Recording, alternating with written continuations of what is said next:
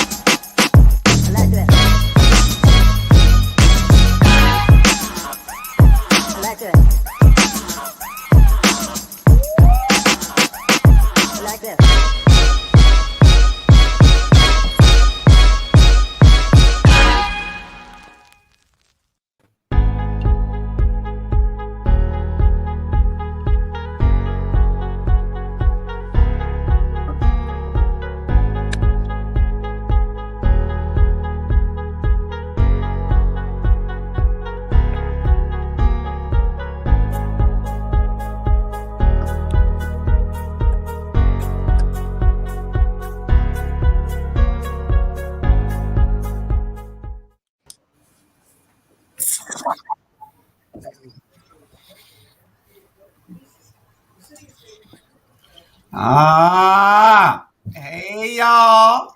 Hey, people. Hey, my people. See if I can get my glasses so I can see y'all. You know, me and Charlie getting up there in age. No, why you always putting me in that category? Put Jewies in that category. I can drink Crown Royal. And I can walk up 2 flights of steps without falling down. Oh, yeah? That's all right. Wow. Sandra, somebody told me to tell you to make sure that you use the code words because you got a family show. This ain't the late show that you starting in October. This is the family show. We got about 3 weeks to get your show aired up and going. And we don't need that BS. Who told you? They watching right now. It's a minister. Oh, and he said he don't need out of your district in case you think about coming back home to run. He said, "Don't start that BS." Yeah. So, good evening, everybody. We got the good doctor. He just got off his show. Had a great show on leadership. We're gonna be talking about some leadership later on in one of our subjects tonight. Also, we got Bernard there in Atlanta, bringing us the west side of the state. Sandra, she way on the west side of the country. She bringing us. And Charlie, he on the east side of Savannah. Should have been over there in the damn Atlantic River. And, you like that? You like that, Mr. Brown? Yeah, I thought that was your compadre. It is the Atlantic Ocean. I mean, not the Atlantic River. I meant the Savannah River. We just got hit with another hurricane yesterday. Yeah, I saw all that water there with things flooded out there. Mm-hmm. You better be careful. I feel sorry for the people in Louisiana, I swear. I'll talk to you. I'm on the show now. Hey, look at this one here. He's so antiquated. Yeah, that's a good word, yeah. He didn't know. Hey, y'all see that phone he got? I had to talk him into getting a real phone. He had a flip phone for the last 8 years. A flip Wow. phone. A flip phone. Now he'll get on talking noise now though. But anyway, we got some great subjects to get y'all talking, and so we can get some answers, so we can try to find some solutions, so we can say what's going on in this city. And our first subject. It's all over though. It really is all over. Well, yeah, it is. It is. But you know, when you got smaller cities, it should be more controlled. You know, when you got smaller cities, it should be more controlled. I don't understand it. And our subject is why are we killing each other so much here? 14-year-old kid killed on Emerald Drive in Fraser Home Monday night. Wasn't it Monday or Tuesday? Shema? It was Monday. Okay. Mm-hmm. Okay, Monday night. 14, 14 years old. and he probably was killed by another team. No, that's crazy, man. They're usually killed by their peers. You know what one of the biggest concern is, and it's in social media, is in videos, life imitating art, and they see it. But these guys on the movies and girls, they get up after the take, after the shoot, but in real life, they don't really get up. You know, well, I've been saying for a while, you know, that it's a lot of this lies at the parents' feet. You know, I mean, but you know, let's think about it. Your child is. Do you know where your child is? And how many parents can honestly say that they are doing room checks these days like our parents used to do? My parents was the FBI, the DEA, SWAT, and everything else, because at least once a month they would come and just flip our rooms for no damn reason at all. And black bag our rooms. Anything that was contraband, that they felt like was contraband, it was coming out. Mm-hmm. We couldn't have no damn guns and stuff. And I can remember, my mom came and took my airplane glue away from me. There was, I don't know if nobody know about airplane glue, but you could have put it in a bag and smell it. And my mom came and took that airplane glue from me. That explains it. That explains how you is today. Another piece of the puzzle. Another piece of the puzzle. Well, I'm going to segue from the show that we dealt with on Ron Telvad to the Rabble, so even when I saw the agenda, I said to myself, why do we act like this is something new? And I had to ask the question, anybody know what was the murder capital of the United States in 1985? The murder capital in the United States in 1985 was a place called Savannah, Georgia. Per capita. Mm-hmm. Yeah. Second was Miami. So Savannah has had this issue right here that this is not anything new. We try to project and we try to forget. And which I'll let y'all know what they're going to say. This is just coming from the stats. They're going to say that we are not as violent as today back then from the 80s and the 90s. That's what they're going to say. They say when you look across the numbers, yes, I'm saying all of it is tragic. But then what we got to say, what are the ever-present issues that still affect us? Because in 1985, Savannah was the murder capital, and even in 86, we still were engaging. So going into the 90s, we're still engaging. We're having a high homicide rate here also. But no one tends to look at that. Nobody goes to say, and we look at right now. We think right now is that this is like the beginning. That this is the first time we've seen it. I'm like saying, no, wait a minute. Our leadership has not been there for us. And so then, we can throw the ball at the parents and the families. And I say all that is cool. But then we got to look at what are the things that are driving this type of stuff from all our leadership and all our governmental levels, our social levels, all our spiritual levels. none of them is standing up to the plate and doing anything, and everybody thinking that is okay. We've been praying since 1985. Just to throw that out there, we've been praying since 1985. Let me cut you off. Was that when Ricky Jivin gang was around? No. Well, even prior to Ricky, yeah. And so with Ricky now, of course, they threw it on Ricky and say Ricky them were increasing the numbers, but this has been going on 1985. Even when some of us were traveling, that people were saying, "Oh, y'all from Savannah?" They're like, "Y'all kill people there." So everybody in the country knew that. But then I'm like, why are we in Savannah acting like we done forgot about that? And so that's why we can look at what happened on Monday night, and go and say, "My God," and see what happened last week, and then going back 2020, 2019, 2018, say ain't nothing changed. That's why I, like I said, I keep throwing out there, we got ineffective leadership here on all fronts, from law enforcement to the judicial system to political system, educational system, social system. All of it has been ineffective, and we trying to act like today these kids are so violent today, when actually the numbers show that they're not as violent, that we were more violent back then, but then we still got the same issues that caused the loss of life, and that is a glaring problem. We need to get that addressed. Yeah, but Doc, hey, y'all got. Did you say that we have ineffective leadership? Yes, ma'am. That's what I said, sis. Ma'am. You said on all fronts? On all fronts, yes, ma'am. Oh, okay. Even, I just wanted to quote that. Yeah, even without our card playing organization, even when we got our West Savannah Card Club, sometimes they got ineffective leadership in that, because the card club don't even know what to do. The leadership, I'm just saying. Okay. Well, I just want to get that. Listen, it's y'all got the problem. Y'all got a big drug problem in Savannah. Big drug problem. And I'm not gonna put everything on the parents.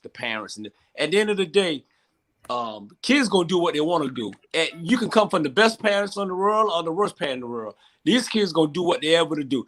These kids following each other. At the end of the day, they got big drug problems, and trust me, they running from West Coast to East Coast to every coast. And at the end of the day, I give you a prime example. The rapper that got killed in Atlanta, right?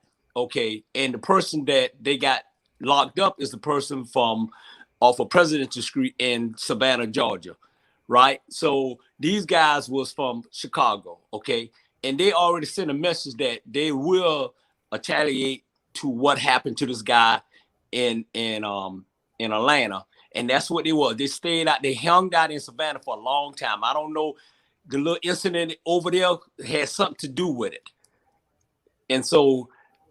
One of the problem is it's a big drug problem, and kids don't care these days.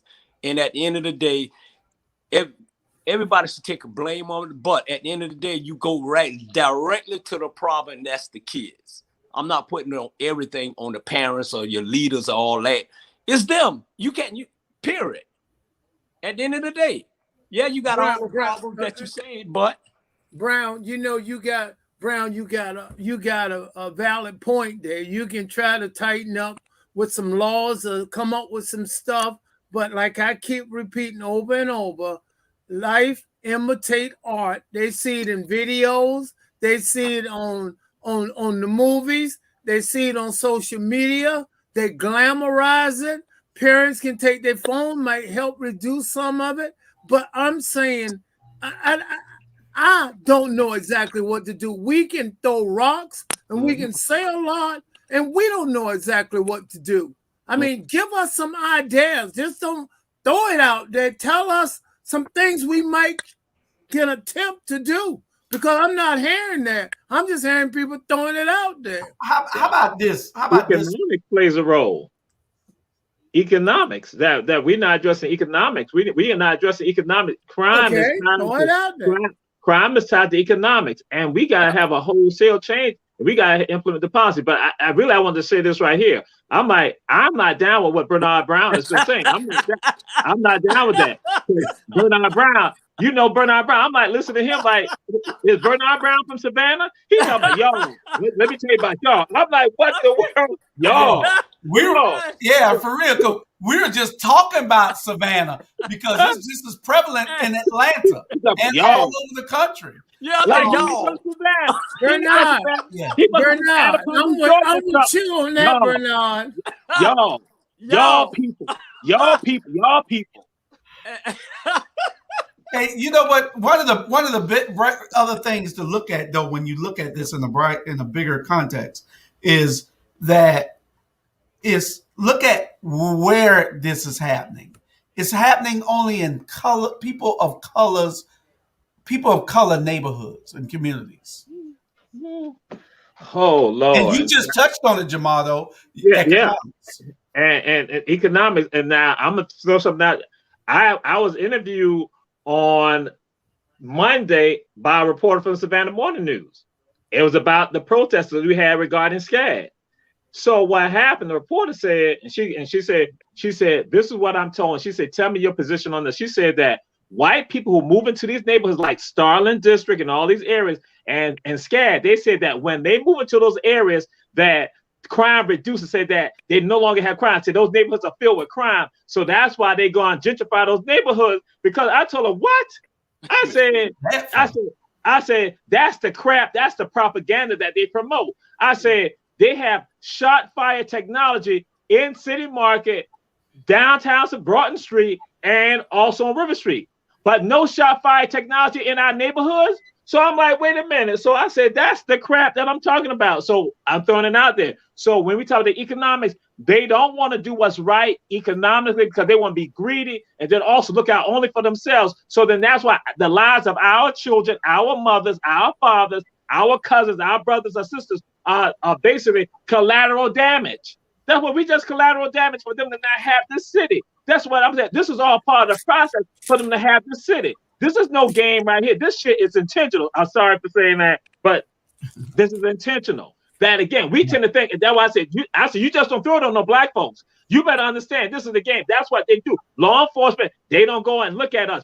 Politicians don't look at us. Again, here goes shot fire technology. And so now when that reporter said that, I said, well, I love the fact that you told me that because I know that's the deal. Here it is. So black folks, as you said, Brother Julius, that is in our neighborhoods. Because guess what? Y'all are expendable. It just ain't about displacing y'all. Y'all lives are expendable. So when we going to do something about that leadership? That's why I say my sister Shonda McKeithen, that again, sis, that, yeah, ineffective leadership. Yeah. Hey, Mr. Brown, let's, like you said, we throwing it out there. So what's the solution heading forward?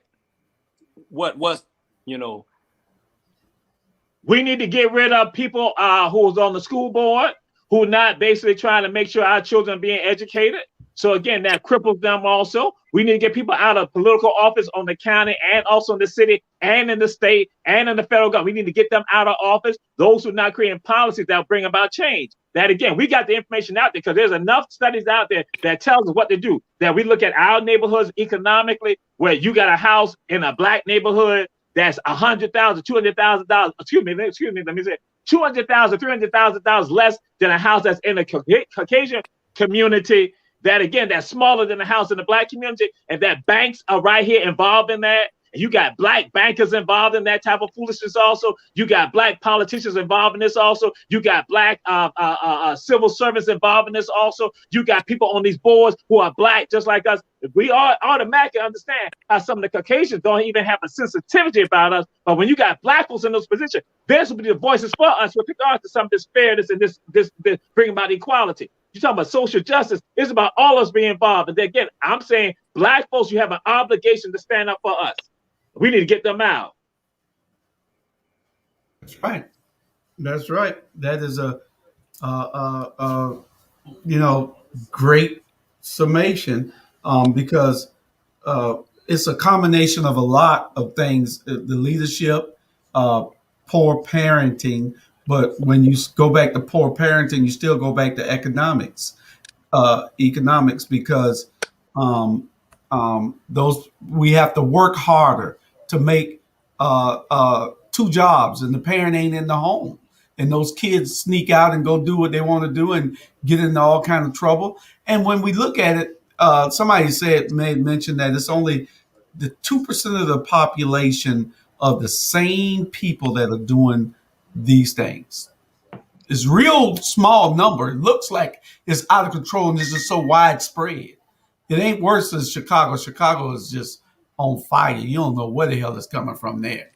I mean, you know where it's coming from, but I'm saying you just got to be always looking and ducking in Chicago. Yeah, that's one of the problems that we got. I'm gonna throw something out there. It just ain't the teens. I'm gonna put it out there. Y'all know I love and brag on HBJ. I shared it on the show. Run tell that, and some people didn't grasp it. There was some football players who had an incident right there, and so they have their brother come out there to the practice with a weapon in their pocket. This is not children. These are young adults who are coming out there, and that some of the parents saw it. Did they call the police? I'm saying right now, asking a question, being rhetorical. Did they call the police? No, they did not call the police. So again, that's not a teenager doing that. That's an adult doing that. And so guess what? The teenagers are seeing that type of stuff. And that's what I'm saying. And I'm putting it out there. Herschel B. Jenkins High School football team. That's why I say I don't play the game. I'll put it out there. And that is shameful. And the parents say we saw the weapon in their pocket because they had a conflict. So they're going to try to handle some business. It's tough. It's tough now. I'm telling you, it's just crazy. So we got a problem. We have an epidemic that we need to solve. I don't know how we get to that. They can solve an Asian hate crime and put out bills and everything in one day, in 1 week. This has been going on in our communities for 50 years, but they want it. Like you say, it's a plan. This is premeditated murder. Well, see, genocide. But see, this is us against us. With the Asian hate crime, this was people from the outside, against the Asians. Right. So in order for us, because right today in Houston, or last night, we had somebody pulled up in a parking space like we would usually do, and they opened up their door a little bit too wide. They hit a man's door like we do on occasion, okay? And that led to them arguing or whatever. Well, it led to that person that opened up their door too wide, which these were two black gentlemen. One was dead within 3 minutes of that altercation. Why? Because we don't value us. That's why. Both of these gentlemen, one was 32 with 7 kids, the one that died, and whoever this is on the run, he's in his 30s. And his girlfriend that was driving the car that got hit, she's in her late 20s, early 30s. So we have 3 families about to be severely altered in some way, But if we would start talking to our children, adult children, young children, about why they matter, why other black people matter, and why the first thing they do in an altercation, I can say F you and you can say F me. But why I got to I mean, after that, why do I have to pull out a gun and kill you? I done had plenty of people say F me. Yeah. They don't think, well, and there's no conflict resolution. well, They don't think, they just act. And well, But Dr. Chancellor Williams said wait, just wait a minute. We right back at what I said earlier. Economics got nothing to do with it, okay? Economics does help. Don't get me wrong. When you got a parent ain't got to work 2 jobs and she make $20 an hour or $25 an hour. But the parents got to step up. You cannot put it on the school board people. You cannot put it on politicians. They might come up with better laws, but we got to do it at home. Like Sandra just say, we got to talk to our young people and say, what you see in the movies, what you see on videos, stop life imitating art. That's what you got going on. And these people are not getting up. They are dying. We can rationalize and be political all we want and put it on the politician. That is part right, but part wrong. The parent needs to step up. Exactly. And do what they can do. what you're saying, Because Jamal? at the end of the day, if your voice holds more credence with your child than a politician's, you know, they can get on the screen all day and tell and say no to drugs, but when you don't bring the drug dealer to your damn house and say that it's okay to smoke up, or when you don't bring the drug dealer to your house and say that this is okay behavior, or when you're not saying that this is how we resolve things at a certain level, when you're saying stop, think, because see, your next move may alter your life for the rest of your life. When you're saying this, this is how your children will, and it needs to start at a young age. That's correct. It don't need to start when they turn 13 and they already done made connection with the juvenile justice system. It needs to start at a young age when they're acting out in Walmart and you light their ass up on aisle 10. Okay, Jamar, because Sandra will go on forever. No, give her an opportunity. You let other people talk. Let her talk. Hey. You don't just tell me, hey, okay? Let her talk. You let him talk long as he wants. We stop parenting. That's when we lost control. When we stop parenting, that's when we lost control. When we started parenting according to how the defects said parent, that's when we lost control of our children. I'm going to say that. Jamal, go ahead. I'm going to say that my perspective, and I'm generally going to talk in this environment with people. I'm just saying, like y'all, and people who know me know the type of conversation. I'm saying my brothers and my sisters, they know that when we're in these circles, and now I say some stuff I don't even play. I don't blame the victims of oppression. The stuff I'm hearing, that's the type of stuff that I go against these other people and I spit fire at them about. That's why I say other brothers and sisters know that I spit the fire. You blame the goddamn victims of oppression. This is oppression. This is why oppression does. Just like you say, okay, we stop parenting. That came from the system. It is all hand in hand. I ask people in my classes, and I threw this out long ago. I ask people, who controls the black community? People say, we do. No, you don't. The media controls the black community.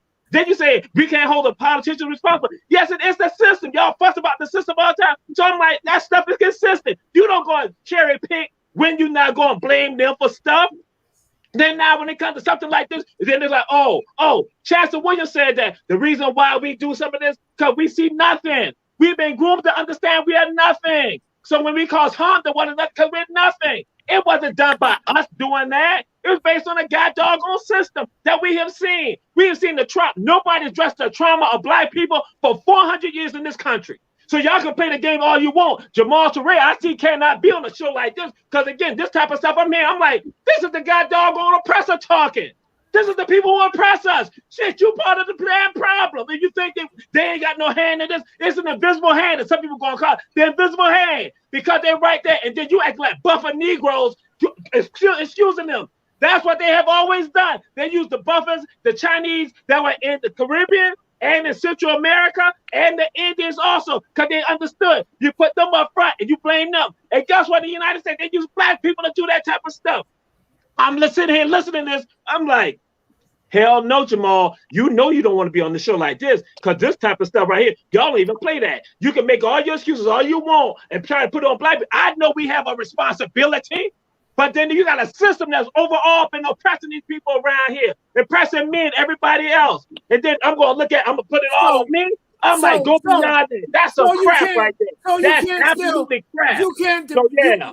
That's some crap. That's some ignorant crap right there. That's the goddamn oppressor talking to me. You are the ones. You are the goddamn gatekeeper, the pit bulldog for them. You can't talk about banning nobody else because y'all doing the same goddamn thing. You can't talk about no other politician. You saying the same. I'm saying, what the hell? See, with me, I chill.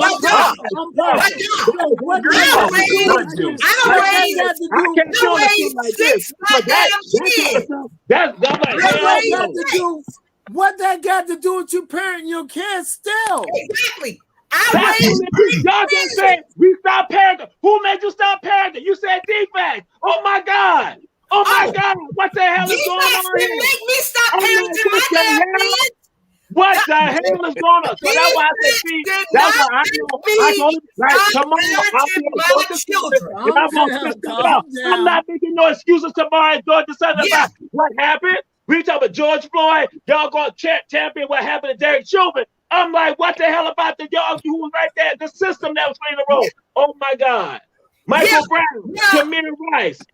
I'm like, what the hell? How do we excuse us? But y'all gonna attack other people? I'm like, oh, wait a minute now. Jamal, for nut juice. I understand how oppression works. I understand how oppression works. I didn't attack anyone. I was saying life imitate art and parents need to be responsible. So I don't know where you come from. Put the burden all on us. It's not just on us. Why don't you attack? Hit the system also. Say it is multifaceted and address all of them. But you're not going. So some people listen to this, and that's why I'm sitting here right now. I want people out there who may not agree with me, but I want you to understand there's another side to this right here. That crap that you saying. That's all we saying. And that's all we saying. Some of us. That's why I can't be on the Rabble. I'm gonna have me another show where we're gonna not have the brothers and sisters like myself, where we're gonna be like, we don't apologize for oppression. We call them out on that. So again, that's why when I be chill about it, I'm like, people don't even understand. They don't understand the real fire in me. I was like, get out here with that bullshit. Get out of here. I ain't playing that shit. Okay. That's some fucking bullshit. I apologize, Julius. I apologize. Because I'm like, I get tired of hearing Black folks being the goddamn apologist for these Caucasian and fucking sisters that's going on here. They don't address other people. I get that. We're not apologizing. We heard that. Yes, you are. Yes, you are. No matter how you want to sweeten it up, you can't come to all about that type of stuff. Yeah. Yes, you are. I'm not apologizing for them. Yes, you are. You playing the game. And that's the thing. Now I'm saying people like me, we sitting there like looking like just like you got your agenda. I have my damn agenda. What you talking about? Agenda. What are you talking about? What are you talking about? That's what I'm going to say. You want to be economic. I believe in starting your own business. Okay. Well, we've been 30 minutes on this subject. No one had y'all say, and you done had me say. No. Y'all had y'all say. That's a damn Rabble. Stop it, Julius. That's the Rabble. But Doc, I raised 6 kids. I didn't raise them according to how DFATs wanted me to raise my children. Okay? They had done been to my door probably about 4 or 5 times hollering about I didn't have the right to embarrass my kids. And I sent their asses packing because I said, if y'all have, if the system has the right to embarrass them by putting handcuffs on them at the age of 15 or 10 or whatever age they can put handcuffs on them, I can embarrass my children by disciplining them. And putting hands on them. Yes, and laying these hands. Right. Period. Right. We're gonna go on to the next subject now because why don't the mainstream media report fairly? I don't know how that fairly got in there.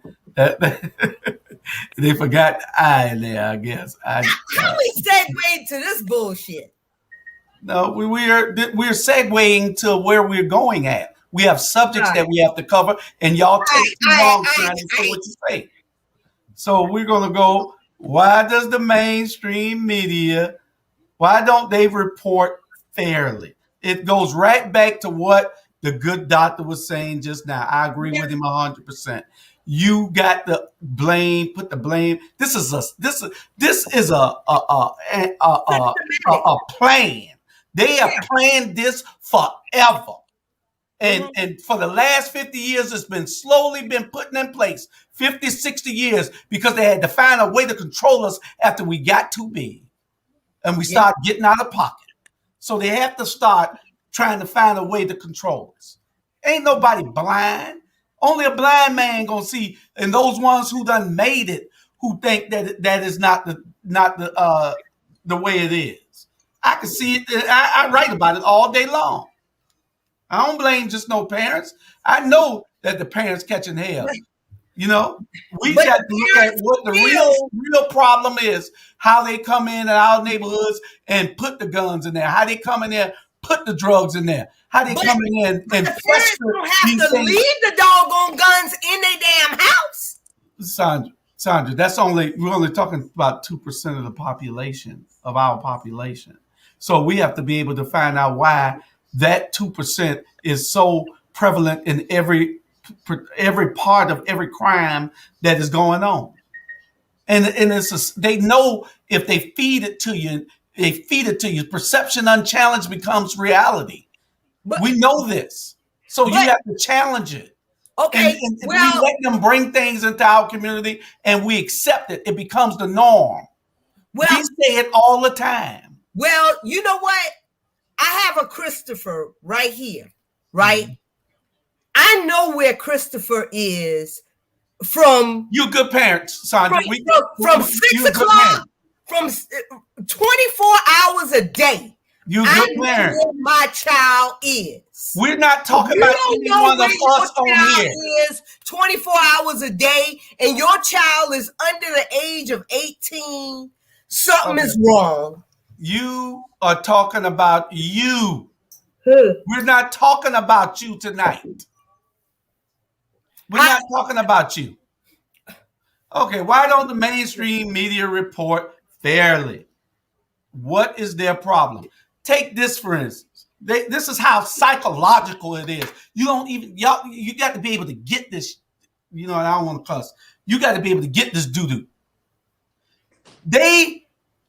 They'll report about how we're doing in our neighborhoods. But then you got right down the street over here in Hampton, South Carolina, this lawyer, Murdoch, they're giving this man all the benefit in the world. You know damn well he killed his wife, he killed his son, and he tried to fake his own darn murder. Yeah, I said it. And exactly. When it come out, you're going to see that that's what it is. But they don't want to say it in the mainstream white media. They don't want to say it. They give them, if it was one of us, we'd have been in jail for killing, even if they had no evidence.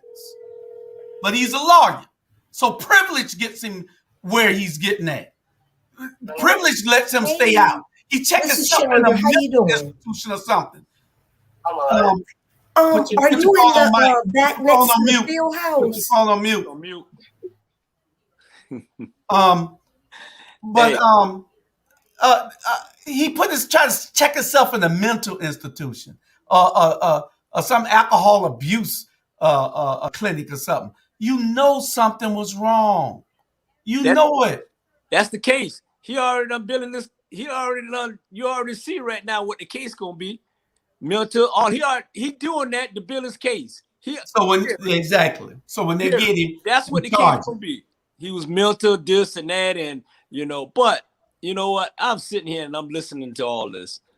At the end of the day, everything we talking about right now is basically really nothing new. All right.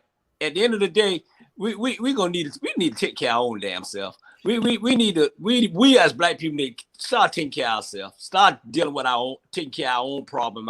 We already know what time it is when it comes to them.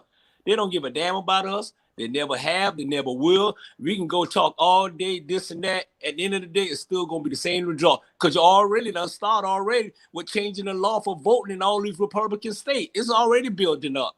At the end of the day, shit. We going right back where we came from. Trust me. We're going right back where we came from if we allow this. We can sit here and we can talk all day. But if we allow them, continue to allow them to do this way, we're going to get right back there. We're going to be on some ships and we're going to be, and all hell going to break loose. It's still all boiled down to Mr. Brown. It's still boiled all down to economics. It all boiled down to economics. Everything you see, follow the economics. That's where it works. Okay. Well, I mean, say that. Go ahead, Bernard. At the end of the day, it's economic and everything. But at the end of the day, sometimes it ain't always about economic. At the end of the day, sometimes it's like about damn common sense. If somebody hit my damn door, I'm gonna say, I'm sorry, excuse me, it's okay. And I ain't gonna pull out a gun and shoot them because they hit my door. But Mr. Brown, but that's life imitating art. I was just saying economics about a great deal of the media. When they control the money, you follow economics. That's what I was getting at. Yeah, somebody said that the GOP has a plan. They got a plan, believe that. They got diabolical plans that we don't even see because they instituted a little bit at a time. Yeah. And it comes in and it gets ingrained in our thoughts every day. Yeah. And we start repeating. Why you think they let gangster rap and all this filth be in these rap songs every day to brainwash our kids? Yeah. They do it on purpose. Yeah. Right back. Life imitate art. So go ahead and preach it. I want to hear it. You're doing a damn good job of it. And they use it better on us. A good job of it. You are absolutely right. It's life imitating art because they are putting the life in there so we can think that we're the artists. And they have the economic. And they have the economic to promote it and do it. Follow the money. Correct. All this about killing and everything. All these rappers dying every day. They shooting each other up every day because they dissing each other in their rap songs, and then they shooting and killing each other and making a rap song about it. This shit, man, this is horrible. And then we got legislators and lawmakers that don't do nothing about it. What that's about, because again, people don't understand. It's the psychological that's going on with that. Because when you are a child, when you are a teenager, you hear that. See that you think that's how it's supposed to function. Then you continue to groom the people to function like that. But then what happened when you now again being a responsible adult, that your mind has not been polluted by that. Then you understand, just like we joke about something. You tell somebody, I'm gonna kill you for you eat up my food. You know that person is just saying that's not a real statement. But if somebody else, when they now are 13 years old, 12 years old, 10 years old, when they hear that, that's a different thought. Their minds have not been developed yet. But when you begin to condition the mind to function like that, so now they're going to literally think, if they eat my food, I need to kill them. And that's what goes on. That's what we say. That continues. And that, again, that's not in the hands, because we don't control any of that. It's other elements that control it. And then again, we embrace them. I said, you don't embrace none of that foolishness with them. You call them out, because when you call them out like that, they didn't realize, like, you know what? I can't mess with Jamal. I can't do Jamal like that. Now these other people, they know that. So, but that's why you got to plant the seed in other people to let them know, like, wake up. That's why I say some people you can disagree, but plant the doggone seed. Plant And the here seed. go So right back to economics again with this right here, what Ivan had, where it was. The non-black kids and adults are the ones listening to gangster rap. True. But they're not the ones imitating it. Like Charlie Brown say, life imitating art. They're not the ones imitating it. Yeah, they're listening to it because the beat and the rhythm and the hook is so great. And it's real life out there. And these kids are imitating art and killing each other every day. And we're allowing it. When you know better, you should do better. And Julius, and you know what's sad? For some reason, like Jamal was saying, that depressing, but it's so sad because they must be realized when the video or the whatever film they do, that person get up. But in real life, they don't get up. They don't get up. That's correct. You know, and they think they're being hard because that now becomes their machismo. That becomes their macho.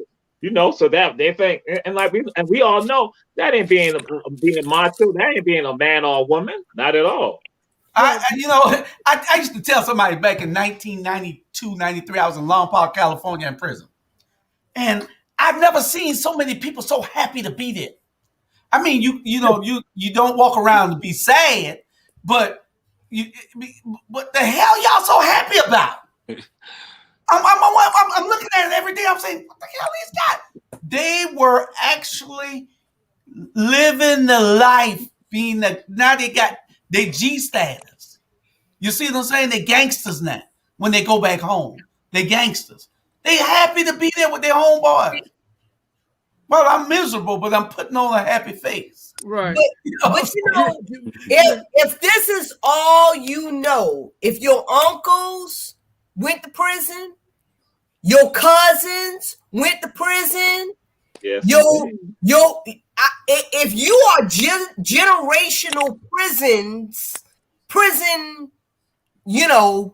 members, it's your turn.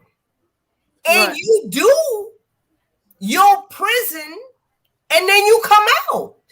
Right. Your bid is to come out alive. But we shouldn't be conditioning our people to go to prison.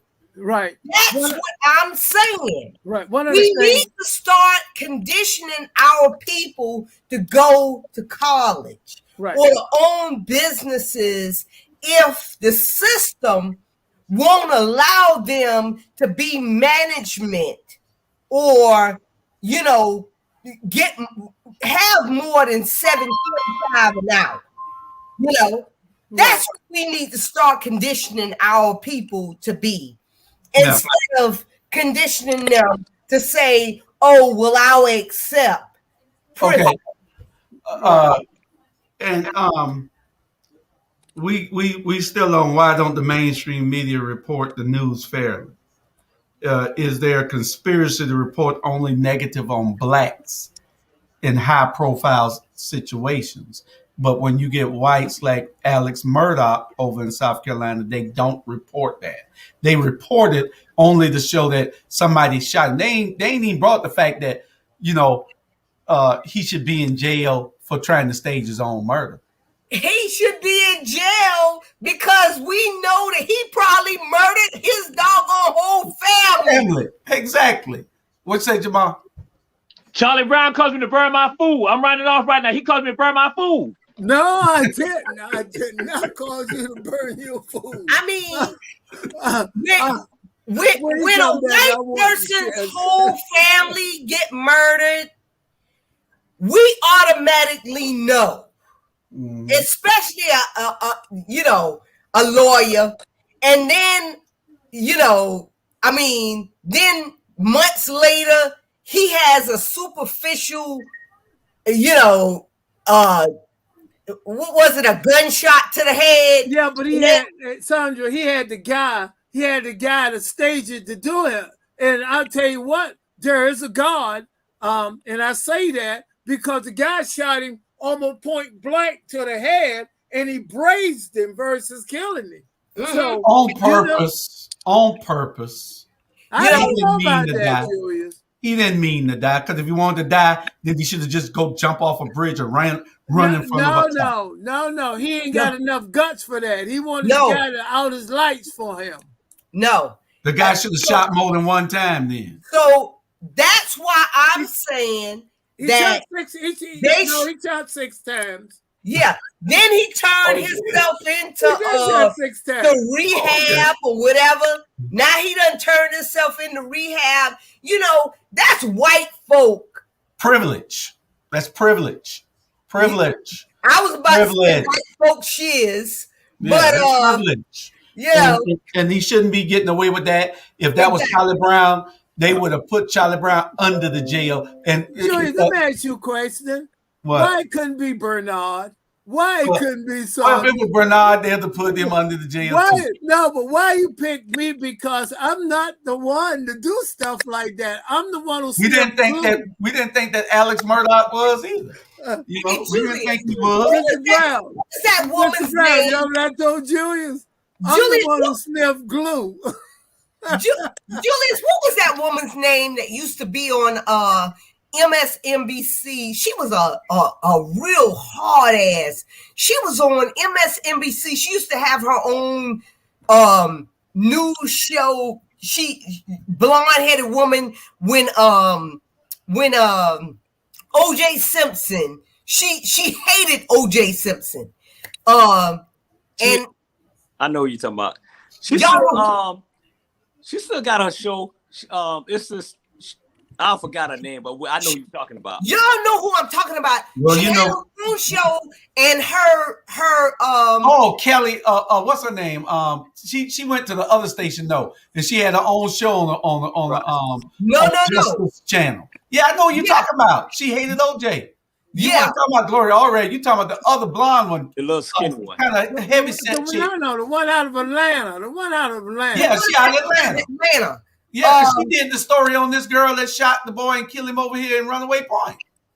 The homecoming queen. She had her on this show. That's correct. That's who you talking about. I know who you talking about. Yeah. What's her name? She was out of Macon.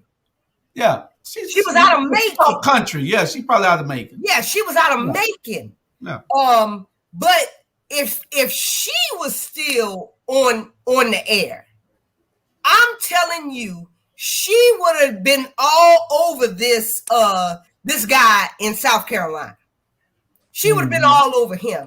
She would have sniffed him out 62 times. I'm surprised somebody else ain't all over him, because this is a simple cut case that he done killed his family and then he trying to kill himself. Y'all know he's guilty. What the hell are y'all waiting on? Yeah. What? Yeah. What? It don't make no sense. The man guilty is all outdoors. They won't stop me from running for office, but they got an idiot running around here shooting people, trying to shoot himself and all. We need this spirited conversation. We still love each other. I'm letting the viewers know, but that's the rabble, what it's about. That's right. We got to find out where the root coming from, and the root die, then the plants will die. That leads up to all that. We have to go to the root and kill the root on all this, on the media, on a bunch of stuff. Once you kill a root, then the plant can't grow. That is absolutely correct. See, I love Charlie Brown, even though I ain't get my chicken and I done burned up my pizza, but I love Charlie Brown. Charlie Brown, my big brother, because Charlie Brown give me guidance. So that's why we can do it, because we family. See, some of y'all understand that type of stuff. Right. But my pizza burned up right now, though. But you know, I know. But guess what, my friend? We need that spirited conversation, because people have to know what's going on, and if we're gonna ever go and move forward, the root got to die so the plants can die. That's causing the problem. And 20 years later, burn my pizza. 20 years later, you still taking food out of Jamal mouth. 20 years later. Julius, I don't need that from you. Which media outlet is the worst? TOC, JCL, SAV, No. Fox? I'm gonna tell you who the best. I'm gonna tell you who the best Worst. now. JCL is best, the best station in Savannah now. And not because they got the new black president and general manager. I noticed they've been leading towards that way, and they're being a lot fair. WTOC is terrible. They are. Why y'all got so quiet? Man, that means y'all scared of WTOC. Well, They come interview y'all, and WTOC interviews you, Jules, and Jamal. Those the one came out to interview y'all. WTOC. Yeah, they all were there. TLC, okay. SAV, Channel 3. All right, I don't know none of them. Yeah, they don't report fairly, and the Savannah Morning News is just garbage. You try to be you don't fair think with JCL have improved? JCL, Yeah. JCL probably, but No, they have improved. TOC just don't care, you know. No. And you would think that they would get some journalistic integrity somewhere, but they just don't care. You know, if they pull a picture of me from 30 years ago. What the hell that got to do with the case that me waiting 10 years? That was 30 years ago. I mean, I was young and handsome and all, but I'm gonna tell you what's interesting about that. You was ugly then, and you're ugly now. So what's the difference? You're right. What's the You're right. difference? You're absolutely Jesus. correct. Help me. But I'll share some with y'all. One of the interesting things, and that it becomes nebulous with regard to how they function. When Teddy did the Black Media Only event, and so again, I'm getting interviewed by folks from the media. So I'm talking to African American. They send the African American reporters to talk to us. So when we talking to them, what happened? They trying to get on Teddy. They trying to talk about the fact that y'all had how wrong that was. So I had to say to one of the reporters, I said, listen, y'all got racism that happened even within your own department. Yeah. So she looked at me. I said, you can't even get black stories on that are progressive black stories about us. I said, Savannah Morning News, I said, they sent somebody that they knew was going to be adversarial to us. And I said, so you trying to go along with them on this? So she's looking at me because, see, she didn't think that I understood by how they function. So even black reporters, black directors, producers have issues with regard to even trying to get information out. So we need a congressional. But they'll come and hit us like, oh, it's all on us. I'm like, no, you guys, issues going on. I told them, why y'all get a lot of publicity for the St. Patrick's Day stuff, for the parade and all that. But for the King Parade, y'all put the same preparation in it for that all. And they looking at me like, what? How you know that? I said, you ain't got to be a genius to see what y'all do. I've been saying if it bleeds, it leads. And go ahead, Bernard, before I go to this. Hey, Joe, put up that last comment that the young lady had. I think she was saying about that right there. Yeah. Max Dedite, who was reporting on the Weeping Time, is a full-on white supremacist. Wow. And yet he surely does act like it. Those are Rebecca Rose's words, but he sure does act like it. Because he doesn't want to get the real side of the story. And that's what leads into what I'm saying. They will, if like Ivan said, if it bleeds, it leads, or if it's black, we're going to make it bleed. Because you just can't. I gave these people information that they should be reporting on white politicians here in Port Wentworth. Do you think they made one report yet? Mm-mm. But if it was me and they gave it to them about me, they would have had me in front of City Hall every day trying to interview me about that. Exactly. It needs to be a full-blown investigation. Their media credentials need to be taken. I'm talking about serious, man. These people don't even need to be on the air because all they think about is sensationalism for us, not anybody else, because we sell, because they want to show us as the villains. The villains. Good word. I didn't want to use that word. Something that comes into play too. When just like people tell us, say, some of us, like we think that we arrive and that we only turn around and help us out when now something harmful comes against them. Guess what? What happened last week when I was doing the lives and I was talking about how SCAD security was telling me at the protest that I can be on the sidewalk, and I'm like saying, wait a minute, that's your property right there, but this is public property right here. And they were trying to insist, but I said, no, I have a right to be on the sidewalk, and we have a right to be here for the protest. A reporter came talk to me, said that they were told by SCAD security that they could not interview somebody on the sidewalk.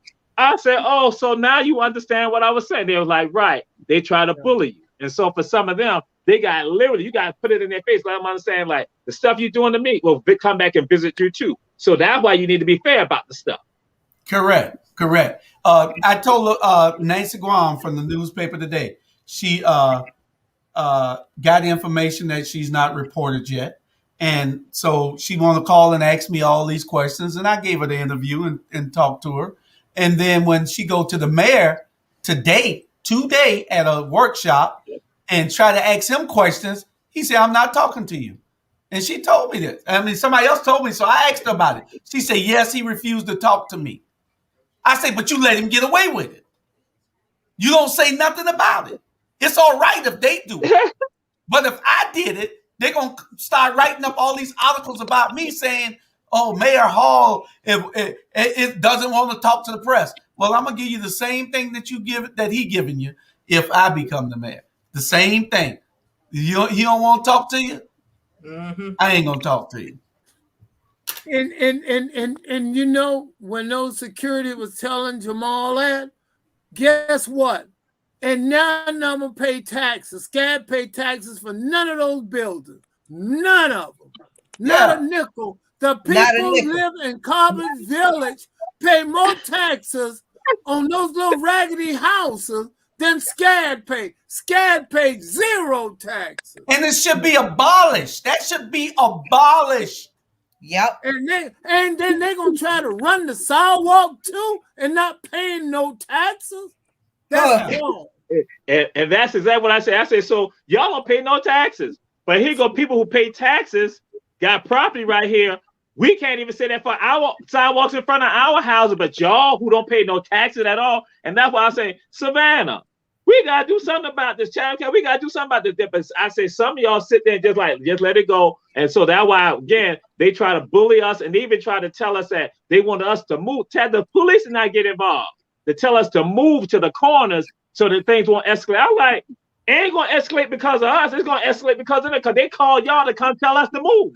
When we could walk on the sidewalk, and they knew they couldn't tell us. But again, they try to intimidate and bully the average person. So I'm like saying, yo, when are we going to finally stand up and then again, here go the media, then understanding that, oh, they told me I had to go too, but then I had to tell them, no, I have a right to be here. That's what I'm talking about. They can say anything they want to say to you, and you got to do it. Jill. Yep. Jill, Sandra, Bernard, Jamal, we got to find the root and kill a root, because that's where the problem lies. The plant is out there, but you cut the plant down, but the root keep putting more out. That's correct. To get the root. Got to put that weed killer in it. This is why we need our own black media, the good sister said, and this is what we're trying to create here. The only thing we don't have yet, and we're working on it, is putting in a news cast. We're going to get to that part later on, but we're growing babies, so just keep feeding us. Bernard? Hey, I was just about to say that. I guarantee you all the information that they're giving out on this show, if for the first time people is hearing it, because they don't know. They don't get the information until they watch this show. They don't get the information until they watch all the shows, period. Mm-hmm. That's the only way they get their information is right here. And I guarantee you, if WTOC and all of them can find a way to end this shit, they will. They would. They would. Trust and that's the reason why they try to put, holes on Facebook and different social media sites, because they're trying to curtail what people have access to, Mhm. just like China, you know, and these other, you know, what do they call doc? Repressive countries, repressive Yeah. governments. Yeah. Yeah. Because you know what? I'm like this. I think I've been going from Savannah about 35 years. 35 years. And I done got caught by watching here and listening to y'all. I done caught up about 10 years of 10 years of information that I truly didn't know. You know. Yeah. So that's amazing. People who stay in Savannah tune in. I guarantee gotta- you get the better results. You're right, and we got to stop being so damn scary in this city. You know, like Jamal said, with you got to have. You can't be like this, him. No, You gotta be, it's not like that. It's like death. Oh, okay. You know what? Okay. That's why you gotta have some backbone. You know, Right. Ramona said. You gotta have some backbone. Ramona says SCAD is the head of the snake. They are the puppet masters of Savannah. Them and that Chamber of Commerce. And that Chamber of Commerce. The Chamber of Commerce runs Savannah. Hey, Runs Chatham County. They done took Atlanta too. They took downtown Atlanta on the Buckhead side. Everything out there SCAD on. Period. They ain't playing. They taking over. Yeah. And once they get in there, they're like a cancer. And one of the keys is when you don't pay no taxes, then you can have money to grow with. You can have lots of money to grow with. Yeah. Mm-hmm. Yeah, take Harvard and Boston. They give them a stipend every year, $14 million. If you doubt me, go online, look it up. 14 or more $1 million every year to help with their infrastructure because people use it. Harvard give $14 million to the city of Boston. Check it out. And SCAD ain't trying to give nothing. SCAD ain't trying to give nothing. They ain't trying to do nothing. They ain't even making a good faith gesture in trying to do anything. They probably sending their students to the school, their faculty members, kids to the school for free. That's the only thing they're doing. They ain't helping nobody in the community. Yeah, you know? So they take from the community. They're gentrifying the communities, but they're not giving back to the communities. Because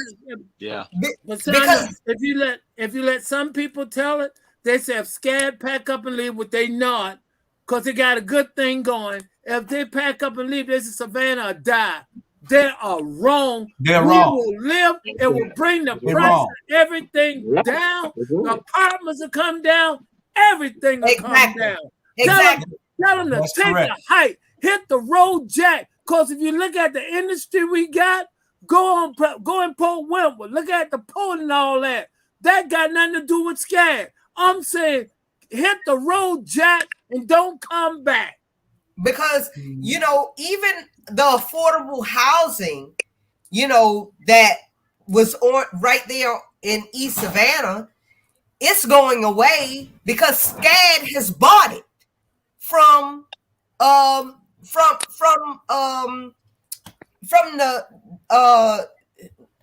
who's those people? The housing authority. The one that's right there behind the Kroger's on Skidaway next to Hurdy Elementary School, the old Hurdy Elementary School. They bought that. Kingston? No, not Kingston. Though, because they didn't own Kingston. The housing authority didn't own Kingston. They owned that multi-family complex back there. Yeah. Oh, okay. All right. And they gave those people notice that they have to be out by a certain time. Okay. No, not English notice. Oh Lord, we got another radical coming on. And that radical there. Ooh, Lord have mercy. Oh, we got Yeah, Mario Land. Mario Land. Ivan. Yeah. okay. Why hasn't there been any negative reporting on white politicians? And they get these stories. You got plenty of it right here in Port Wentworth. They don't report it. You got Garden City with the city manager and all that stuff they got going on down there where they were with Clearwater, and they don't report it. It's all kind of stuff going on, but they don't want the news on any white politicians. It's just us. You know if what? They can, it's sensationalism. We sell. Hey, but look here, Jude, y'all. The only information that you get on the white politician is when the white politician fighting with the other white politician, and they put it out. That's correct. When they fighting, and that's when that's when they put it out. Because they fight one another. Other than that, it wouldn't be out. Yep. Mm-hmm. Yep. Mm-hmm. But Ramona says Savannah will not survive after this current council term is up. Yeah. That's an interesting comment. You know what I'm gonna say? I'm gonna start with this because I like to stir the pot, Teray. I like to stir the pot. You know what I'm saying? When y'all gonna learn to stop? Let me put it like this in. If LeBron James got in the game tonight and didn't score, his ass gonna be what? On the bench, right? So turn to your neighbor and say on the bench. Why would y'all put somebody in the seat when they were in District 2 didn't make no scores? On the bench. Go ahead. On the bench. Go ahead. I want to know. Somebody tell me. So what confuses me is we got a lot of people downtown, and I'm not throwing no shade because that's my frat brother, and I got a lot of people down there I respect. But my respect and you doing the work are two different things. So you got folk down there that are not for the people. When you go into public leadership and you're not for the people, that's a problem. That's a problem. You basically another Donald Trump. Say that again, Doc. I mean, I don't understand that. And I had a meeting tonight. I was in a meeting tonight, and people, I don't understand how we as citizens put the blinders on because they're my friend or they bought me a chocolate cake. That's bullshit. At the end of the day, if you don't understand this, let me go a little further. That arena, where is that arena? On the corner of what? Carver Village. If you don't understand what that is about, and you live in Carver Village, and you're crazy. They're about to get rid of y'all. You better start pushing back. Yeah. Gentrification. It's about gentrification. But catch this. But you got people down there look like us that has the majority that let it happen. And guess what? Okay. And guess what, Raw? Guess what? They need to go on the bench. Yeah. Okay. Yep. Okay. I love y'all, but you ain't doing no good for your folks. Put me some ice and stuff in. Yeah. Mm-hmm. I'm sorry. And that's the problem right there, RG. Man, people who look like us, talk like us, like us, walk like us, treat us just like they treating us. I'm telling you, they treat us worse than what they do. Go to all our concerts. You can find them at all our concerts, but they are not playing for us. Dr. Torre, if you are talking, you are on mute, but it's okay. He's talking to somebody, I believe. He talking to us. He talking to us. No. If you talk to me, I was talking to my uncle because again, this is tied. Charlie Brown taught economics. This tied to some of my crazy relatives who want to sell property on Hilton Head Island. So my uncles called me and telling me that I need to talk to the real estate agent who is black. And we told people you don't sell no property, you lease the property. And so I have lease the property. Who I don't even associate with anymore, just to say because now we're discussing that we need to partition the property. So that's what was going on. So I said that's an important call. But he could hear what y'all was saying. And he said, why is Chandra like that? She's so hard. She's hard. She need a drink. She need a drink and some of that the new cigarettes, I call it. No. Okay, we got one more question before we go on to the next subject. And it's real quick. It's not about black or white folks. It's not. It's about systematically, historically, and traditionally, black folks have been out of the economic equation for years and decades. That's what it's about. And so until we realize that we have a seat at the table, we will always be on the menu. Yeah. Boy, you better say that there. Okay. Hey, On the spirit of God, look, I'm in preaching mode tonight now. Somebody, my old friend told me, Francis Johnson said he saw preaching me years ago. damn, boy, I didn't know who you was. Yo, That preach right there. That preach. oh my God. Must be Hey. a butterbean. I'm talking about what Bernard talking. Bernard do a testimony before he do America After Dark. So I'm just saying, I'm not talking about he be testifying. Charlie Brown. God told me to bring that in there. God said, bring that in there. Charlie Brown. I told you to do. Bill God Cosby. said, bring it in there, son. He told me. He said, because it was getting too much. I said, okay, praise the Lord. So let me ask this one question before we move on to our hot topic that I'm gonna have to mute Sandra on the hot topic. I got to mute her on it. I'm gonna mute you. You gonna get moved tonight. Yes, you are, because you're not gonna do what I know you're gonna do in a few minutes. But before we move on to the next subject, it was one question I had, and that was, they don't report fairly, and they got news to report on other people besides us. Is it about race? Is it about money? Is it about political affiliation? What is it about? Power. Go ahead. Hey, you know what? What's the guy? Floyd. Remember when Floyd got killed? How long it been now? About over a year? A year and a half. A year and a half. Okay, within a year and a half. Have y'all heard his name yet? Have y'all heard his name yet? Again, because what they do is they'll just rattle, and then they fade away. That's what we allow them. We just fade away.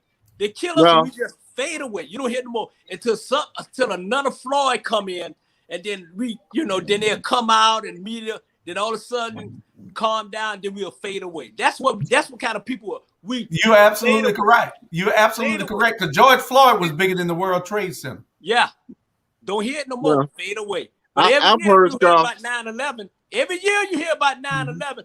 Yeah. Hey, at the end of the day, I may get in trouble, but every damn year you hear about 9/11.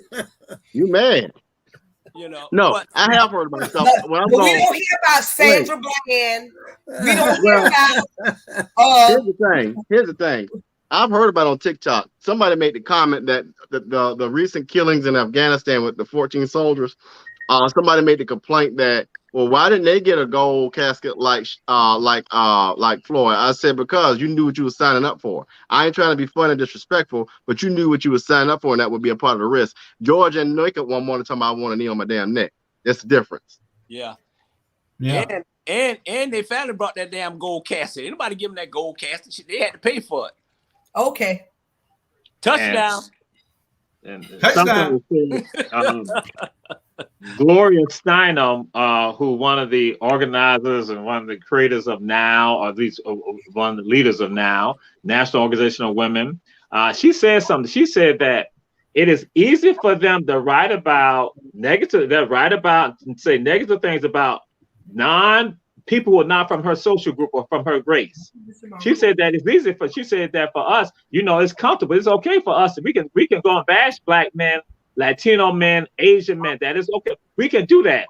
But now when I got to talk about Caucasian males, in particular from my social level, then I don't like necessarily talking about that.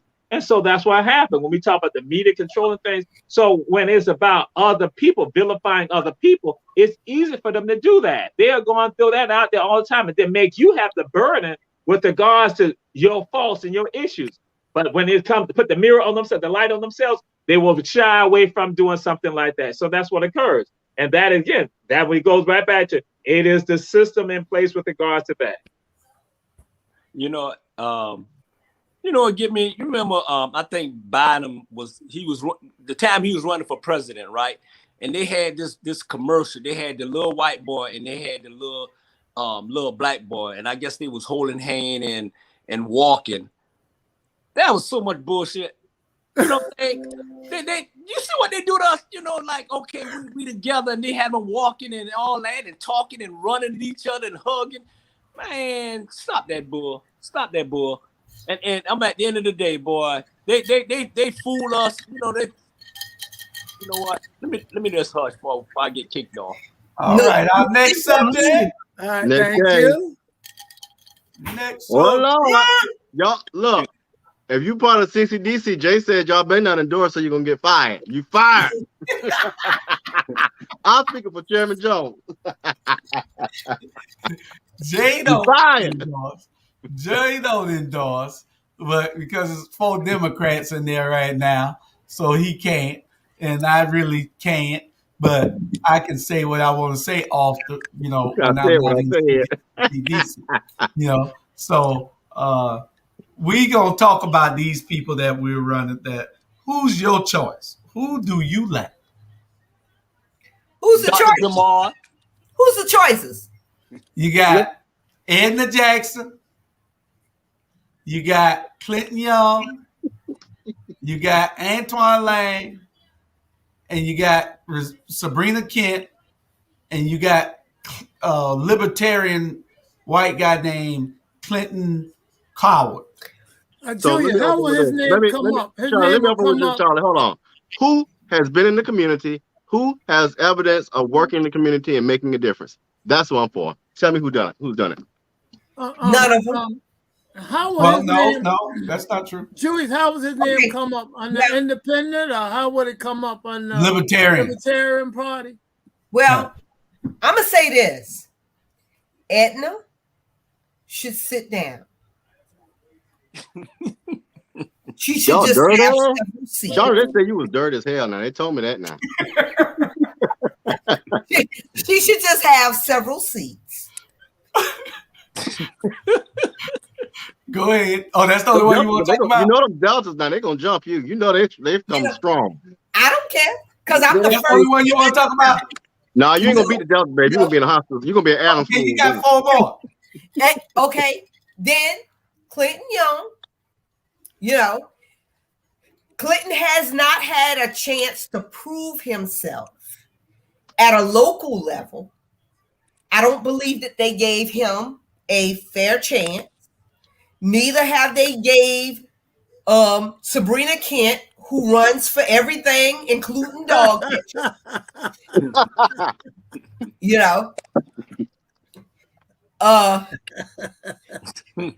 Be nice. But Sabrina Kent will talk up. Yeah. She will speak up. You got that right. She'll speak up for you now. So if y'all want somebody that's going to speak up, I say send Sabrina. Now, what's the little boy name? I shouldn't call him a little boy. He's a man now. What's the man name? Antoine. Antoine, God bless his heart. He's not ready. He's not ready yet. No. But after a while, he will be. He's run for a lot of stuff also. But I still feel like he needs some time. He really needs some time to cultivate himself. He really needs some time to get go into one of these districts and do some things at a district level before you do something at a state level. Chandra, let me push back on that.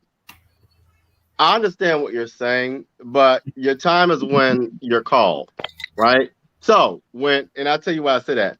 Last year when I launched, I thought it was crazy. After I done, I thought it was crazy as hell.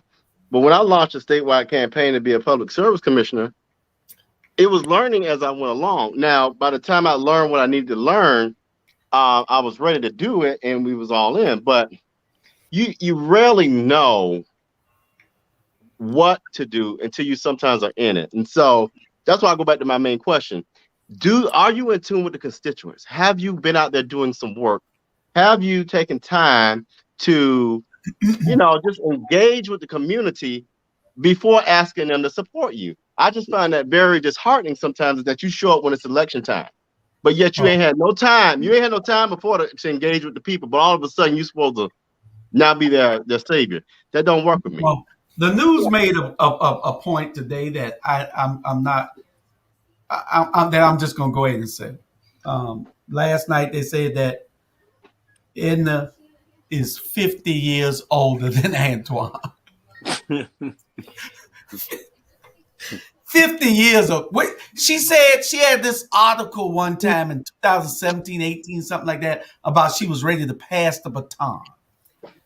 But it seems like she must have put some super glue on her damn hand or something. Because she ain't passing no baton to nobody. No. You know, there ain't no baton being passed. Eddie Debo that baton. Yeah. I mean, and I'm just playing. She didn't do anything with the baton when she had it. I'ma just say she didn't twirl the damn baton. She throw it up in the air. She put it between her legs. Oh God. You better not talk about Teray like that. We come strong too. You know, she didn't do nothing with the baton. So if she passing the baton, I would thank her for passing the baton if that's what she's ready to do. That's Jamal's cousin. Ask her to graciously sit her ass down. Thank you. That's Jamal's cousin. That's Jamal kin to everybody, not Julius. Oh, that's Jamal's cousin. We got 25. They say Edna is my cousin, but I don't care anything about unless it's my wife, then she better not do the wrong thing either. Unless it's my wife, you get it here on the Rabble and you get it on ATR. Because if you're not doing what's best for the community, then you have a problem with this particular network. You got a problem with this particular platform because we're going to call it out. That's what we do here. It doesn't matter whether Edna's my cousin, Chester's my cousin. I got a lot of family. John Hall is your cousin. No, John is no kin to me, but that's my good friend.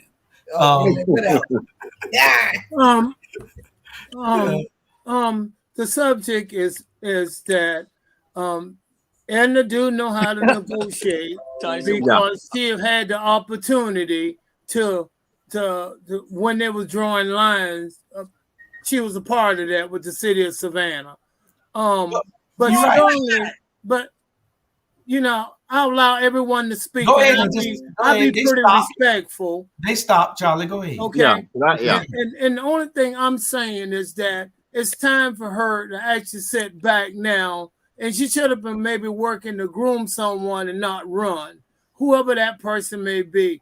Clinton Young, you know, whether you love him or not, he did run and he got over 4,000 votes. You know, I don't care how they came. He does have name recognition that he will, you know, run, and he understand politics and understand how it work a little bit. And he'll be on this show in a couple of days. Go ahead.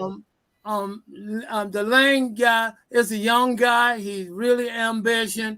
All of them gonna be in the same place. Freshmen up there, they treat them and put them on subcommittees. So you know he can very well win because all of them. Edna, she know how it works, but that don't mean she's gonna be on key committees. She'll still be on subcommittees because she is new. Well, go ahead. And I think it's enough. Sabrina Kent, she know how it works. She's been a lobbyist for the longshoremen for years. She's been going up there doing some lobbying. So she know how it works. So at the end of the day, it's going to be left up to the people. We can say what we want to, but the people going to elect the person they feel that's going to do the best job for them. Yeah, but we just like signs, we influence. I understand that. I understand that, but we're not signs, but we do influence a few. But again, the people gonna still select and pick the person I think they feel comfortable. Anybody else want to give their rundown of the 5K? Go ahead. We're gonna let Brother Teray go on in there. Go ahead. I will share this with y'all. Mayor Edna Jackson is my second mother. She's my second mother. And I have everybody. Go ahead. I have great respect for her. I have great respect and great love for her. Yes, she is my second mother, and I cannot say anything disparaging about the mayor. Wait a minute, have I frozen? Okay, I thought. No, we just letting you get it. Oh no, I thought no, because on my screen it got froze. So I have much love and respect for her. Clinton Young, you know he's from HBJ. He's Hurst B. Jenkins High School. He's a warrior. Negative. He's a warrior in the house. That's a negative mark. Deduction. Deduction. Yeah, for real. And but I am going to have to support, and I am supporting Edna's grandchild, her spiritual grandchild, who is Antoine Lang. And Antoine has represented the entire county because he's on our board of election. And I'll go and share this with y'all. When there were some issues that occurred last year with regards to the voting that was happening, I was contacting Antoine immediately, calling him and texting him. And he was like, hey, he said, Dr. Toure, I'm on it right now. I'm taking care of this. And so what I saw from him, that he was not placating, he was not going along with what was happening. And with regards to the extension of the time for some voting areas, that was something that he played a role in, and that I would dare say, he was the one that caused it to happen. Where people began saying, oh, we have extended time. So what he had been doing, and so that's why when other questions with regards to what's been going on, even with regards to the Tony Riley matter, being able to talk with him about some of those issues. So that's the person who I support, and that as I go and share, that again, I look at the people that I know that are responsive to us, who will listen to us, and I'll go and throw this out here, and some people get mad with me, and I don't care. What have the longshoremen done here? I'm saying procedurally, politically here for us. Oh, yes, they have the money. They have the money.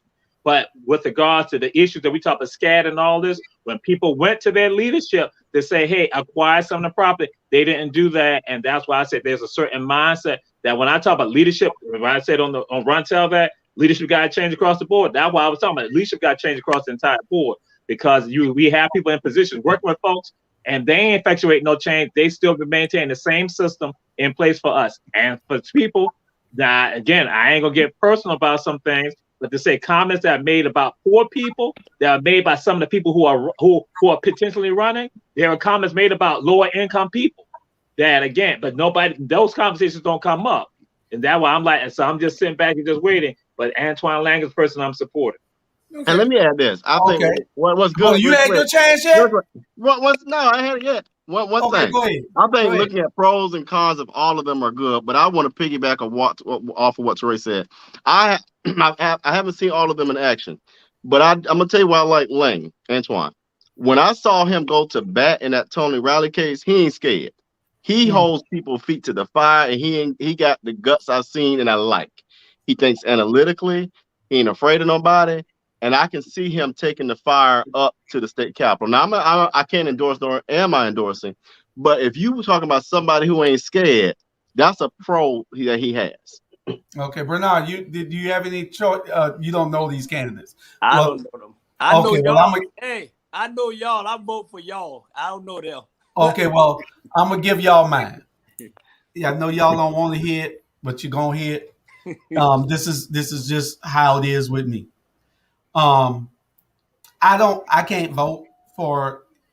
I'm not in their district, but like I said, this program and this platform does influence because of what we say.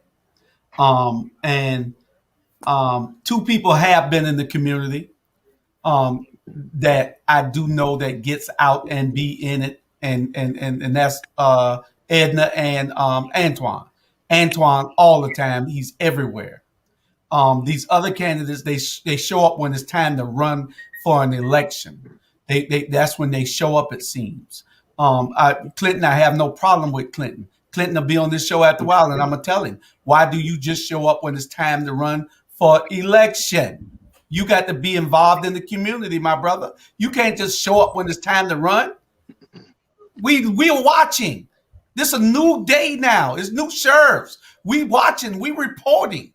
You got to come out and be involved in other people's campaigns. You can't just think that every time you running that somebody gonna back you.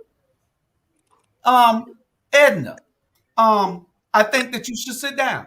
I know they all hating on me, but and say I shouldn't be saying nothing because I'm running and got my own problems. I don't have a damn problem. They either gonna put me in or they gonna take me out. I don't have a damn problem. Ain't no damn karma coming at me. I need the law to apply. That's right. That's right. Do I look upset to y'all? Hell no. We're gonna make it do what it do. I want the law to apply. But anyway, back to Edna. Sit down somewhere. Sit down somewhere, like Sandra say. There's plenty of chairs. Sit down somewhere in the back, preferably, and voice your opinion up front. I respect you as being the former mayor, but you ain't doing nothing but having the Van Johnson agenda on your sleeves when you go there. We ain't got time for that. We ain't got time for that no more. We need people that's gonna advocate for the people. Not advocating and Otis, you and Otis there, y'all, you and Otis washed up. I never respect Otis again as long as I live, because he's told me something at that YMCA at a Hunger Club forum one day that I will never respect that man again. That's my mentor. That's my mentor. Who he is. He's about to bring recycling in here in a minute. Listen, I know it. But they all need to sit down somewhere. What Jews have said, he have spoken. No, I'm not even finished. I have not gotten even please stop blowing that hot air then. Please stop. My show. Otis Johnson don't have nothing to do with it. Leave Otis Johnson out of it. Leave Otis Johnson out of it. You had your say. Yeah, but I was kind. I was kind to the candidate. I did not bash people. It don't matter what you did. It's what I'm doing. You had your time to do anything you want to do. You're wrong. You ain't gonna tell me what to do. You're wrong. You're not gonna tell me what to do, Charlie. Shut the hell up. Boy, y'all can't own the night, boy. You're wrong. And, how you gonna tell me what to do with my time? You do what you do with your time. You're wrong. Okay, well, make me wrong. Anyway, the young man, Mr. Coward, I don't even know who you are. You can't win. And no, Ramona, he ain't coming in and split no vote because ain't nobody gonna vote for him because ain't nobody know him. He's not been in the community. Damn. Now, my two candidates, my two favorites is Sabrina Kent and Antoine Lane. Now, and I can say this: everybody got all y'all could come on the show. All five of y'all could come on this show on the Watchdogs. Just call Dr. Bryant right there. He'll put you on the Watchdogs. And I gave you Clinton number the other day. Clinton on the Watchdogs. My two favorites is those you two. You done said your damn two favorites. Sabrina. You done said your damn two favorites. Sabrina. STFU. Sabrina is a fighter. I know that. Yes. But and Antoine is young. Antoine, I had a talk with him today. If Antoine does what he's supposed to do, Antoine could be the mayor here in the next 12 years. Oh, Lord, here we go. 12 to 14 years. He'll be a great candidate if he treats the people right. That's all he got to do. So I'll be. You got to think ahead. Ain't nobody in 1950 no more thinking. Don't worry about that. Don't jump the curve. Yeah. No, you don't jump the curve. I can do what I want to do. Curve. Why can't I? I can't think like you Charlie. Jumping the curve. There you go again. Gonna move his ass around. M-O-O-T. Move. M-O-O-T. Move. Anyway, but like I said, that's my position. That's my position. Edna goes sit down because she won't get that super glue out of her hand. Now you gonna let me? Now you. And I'm did anybody interrupt him? Get your day. Did anybody interrupt this dude? Nobody interrupted him. He stops people and everything, thinking that his voice is the only one that's supposed to be heard. I got the master control over here because I'm gonna moot you when I feel like mooting you, especially when you done say it too damn much. Ain't nobody trying to hear that, Charlie. Now old ass thinking that you doing. Talking about Otis and them. Otis them washed up. Let them go where they supposed to go at. Go watch go fishing in that Lake May or some damn where. Yep, or to the nursing home. Either one. You part of the problem, just like Jamal said. You are part of the damn problem. Exactly. Still got these people in our lives every damn day. And That's he the didn't do problem. nothing for black business when he could, and then he got the nerve to write a book about black Next business. case. Next case. That's my mentor. That is wrong what you did to me, Julius. Well, Completely. Okay. I simply say we were talking about. that was my time to talk. You will not talk when I'm talking. Because you want people to be quiet when you're talking. You are not going to talk when I'm talking. We was talking about the candidate. It was my time. You're right. It's your show. Okay, then you be quiet when I'm talking. It's your show, and I apologize. That's correct. It's your correct. show. You understand I apologize. That. I want to say this before I go. I'm going to endorse one You ain't even got to say it. And that Clinton Young. That's it. All right. Clinton Young. Okay. That's it. All right. And if you're right, it's your show. Correct. And Shit. He got an attitude. You can't tell me what I'm going to say and tell me I'm wrong. Ain't nobody told you was wrong. Say what you gonna say. Say what you gonna say and keep saying it. When it's my time, you ain't gonna tell me what I'm gonna say. No, you better that's believe what gets that. you in trouble. Is your mouth. Yeah, I ain't never getting no trouble. You stink. Boy, I remove you from the damn studio. You don't have no controls. Boy, the Rabble. He part of the problem. He part of the problem. Old ass thinking. We ain't got time for that no more. We trying to move forward. And we talking about new leadership here. You trying to put some old people back in our life. Still want Al Scott, Otis Johnson, and Edna Jackson to be relevant in our life. That's my mentor. We got to bring the new people up. That's my mentor, my mama. So you just can't be talking about him like that. It's your granddaddy. I'm gonna tell the truth. All I know is the truth. I'm gonna tell it. I hate you, Dr. Bright. We going out tonight. Hey, don't know what's going on tonight. I'm gonna scared. I'm like, sat in that jail. But you gonna tell me how I'm supposed to think. You gonna tell me I'm wrong? Ain't everybody sitting there listening to hot air. He was telling us about Bernard, you better not tell nobody the God. I know. Mr. Producer. Next subject, Mr. Producer. Next subject. Next subject. Ain't cold enough. I gotta turn the fan on, man. Gotta be hot. You don't run nobody life but yours. You know what? Y'all said at the beginning of this show, Sean. I said, hell no. Sean, you. That's that old weird thing. That's why Jamal went on first. I gotta go on. You told Charlie to beat me. I would have done. You can't leave the show. We family.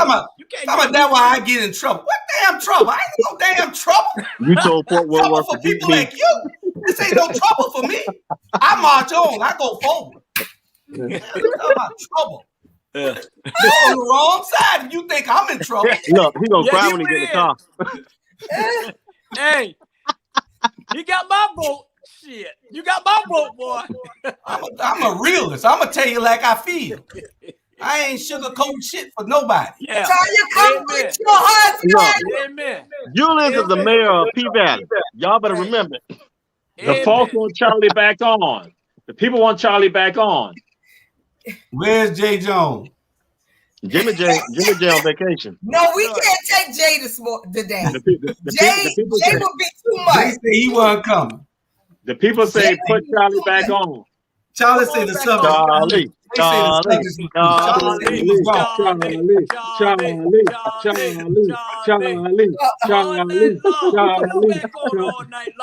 We love you. I cannot with y'all. I'm not doing this. Bye, That's right, Miss Jackson. That's right, Miss Jackson. Good trouble. Hey, good trouble. Charlie Brown did this here. Don't touch me. Right. He gonna sit there and tell me how I'm supposed to act. I mean, everybody, we heard what you had to say. Now, when it's my time, you gonna tell me who I'm supposed to like. Bye. Oh, you ain't gonna do that. Not me. Not with me. You ain't. It's Yeah. My good friend. 9:53. That's my brother. I love him to death. But you ain't. You ought to know you did the wrong thing then, brother. You crossed the line with me. Yeah. I'm glad you didn't hit his condo. I'm glad you didn't, because you'd be shot right now. Y'all need to stop this. This is the Rabble. Y'all need to stop it. The Rabble, not the Rumble.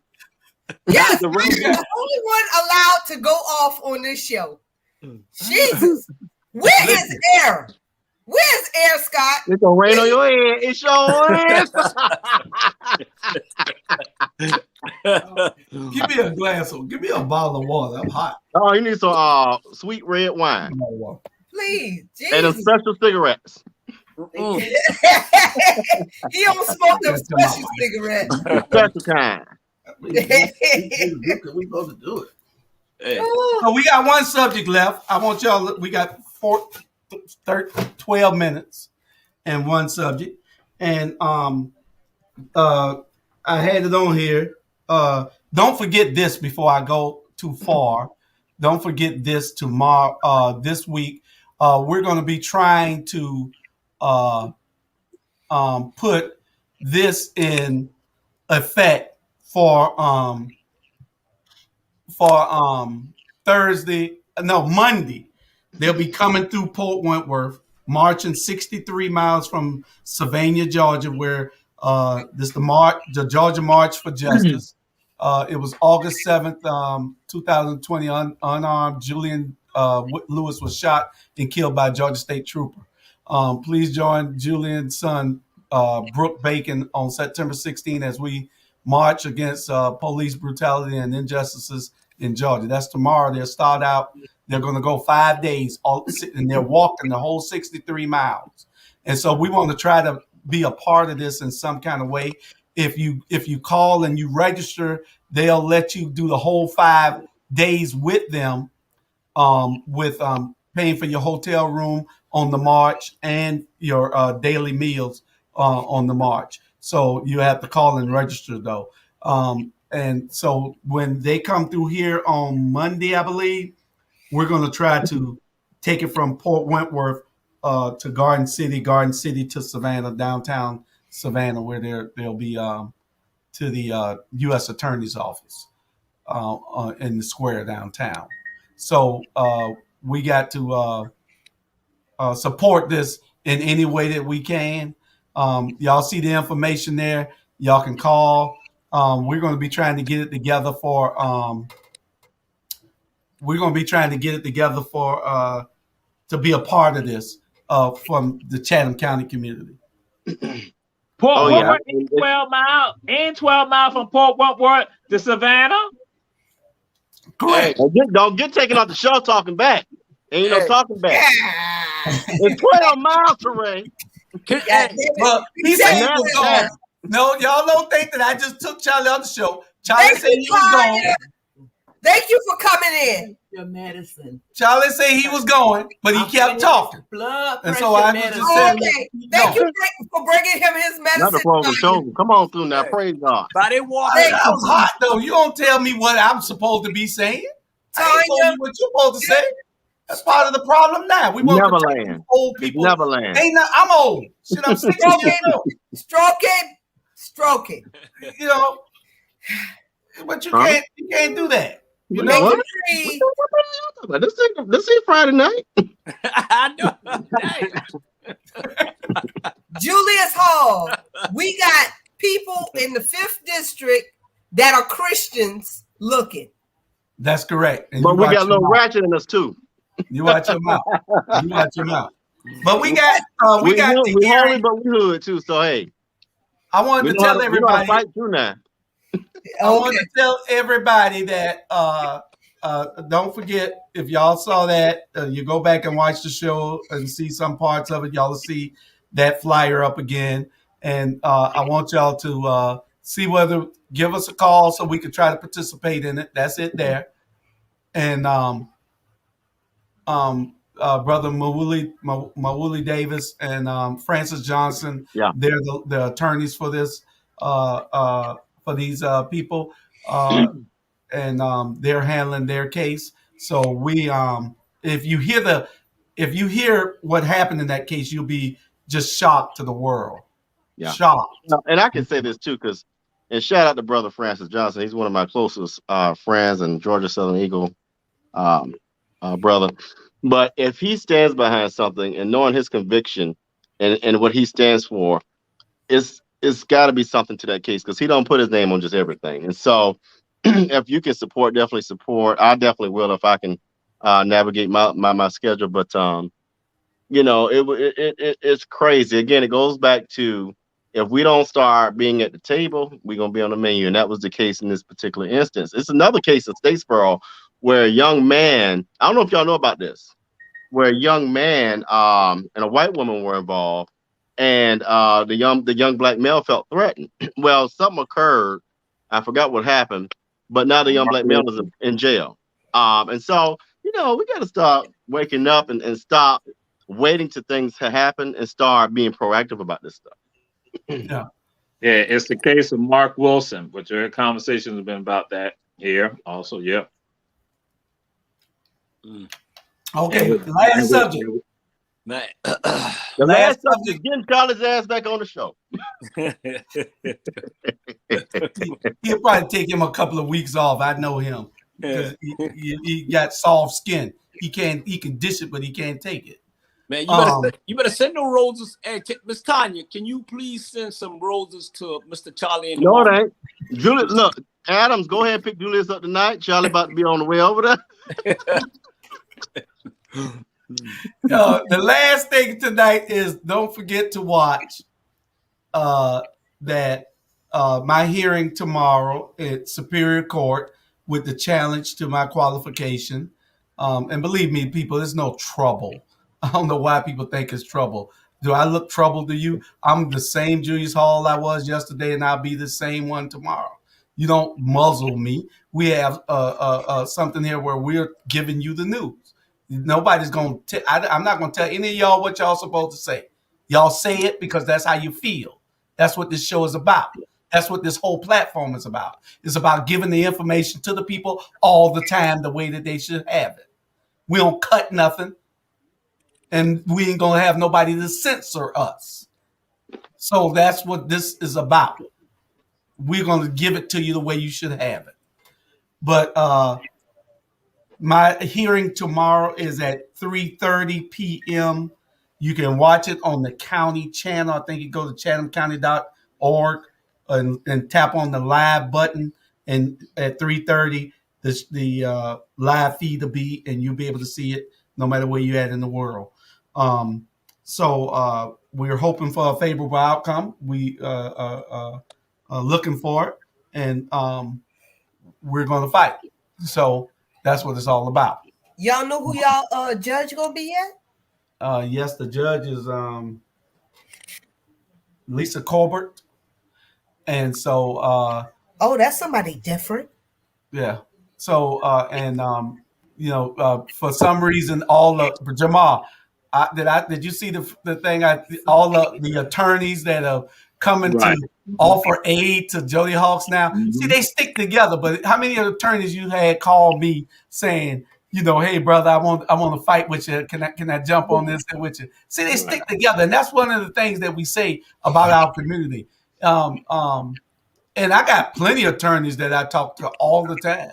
I'm talking about serious that I talk to all the time, but nobody wants to offer help where help is needed. But I got the number one attorney. I'm not even worried about it. Whatever God says is for me, and that's what we gonna get. Whatever it is, believe me, I'm fighting. Yeah. And we'll see what the outcome is tomorrow or next week or whenever the judge rules. What do you say, Bernard? And that's all you can do. And I talked to you the other day, and I'm a mute myself until this all end. because I don't want to throw fire on fire. But at the end of the day, all this is a bunch of BS. Let me tell you about them. When they know for a fact we a threat, when they know for a fact we got them, they come out with a bunch of BS. Period. They know that. I'm telling you, you one of the few. We one of the few stand up for ourselves and tell their ass about their ass. Period. And they don't like that. Okay, I'm sorry. They don't like that. At the end of the day, until we stand up for something, they're gonna treat us like nothing. And that's all I got to say. That is absolutely correct. Anybody got any last words? We got 2.5 minutes. Last words, Jamal, Sandra. I'm saying, don't take it personal. Don't take it personal. A lot of times we take it all personal. Again, we can have disagreements, and that's all fine. Yeah. But it's not anything personal with regards to that, and that we can still have the love and the joy of one another. Yeah. People who take it personal, they become enemies to us. They become enemies when they start taking it personal. And we have seen that. I'm going to say it with leadership, that they all take it all personal. So, I sure love the Bernard now because the Bernard look out for me. I sure love the Julius because, again, Julius look out for me. I sure love the Robert, because he sure love for me. I sure love to my sister Chandra. But all of them went to the wrong high school, but I got love for them. No, the right high school. You see what my wife got? So you do right by me. You see this here? I can't see. We go. I love you guys. Oh, that's the Florida A&M.